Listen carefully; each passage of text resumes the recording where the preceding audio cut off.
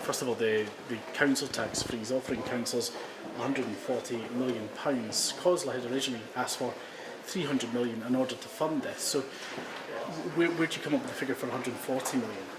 So we think it's a fair figure based on the actual requirement for last year, and of course above inflation, for a fair offer to local government, looking at an average across the rates.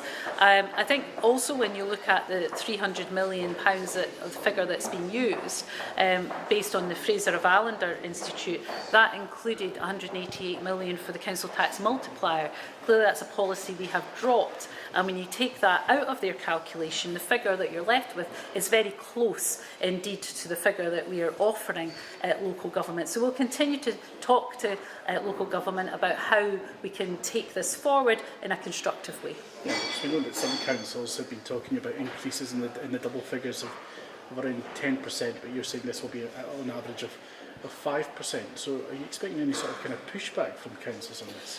Well, I don't think it would have been fair, and I don't think councils would have accepted one local authority perhaps getting 3% and another getting 10%, and you can see how that would have caused some difficulties. So taking an average across what we think is a reasonable landing zone based on the figures from last year and based on some of the projections that were being made, or as an average across this year, we think it's a reasonable offer. Now, the mechanism of taking it forward is clearly something that we want to continue to discuss with COSLA and local government more generally.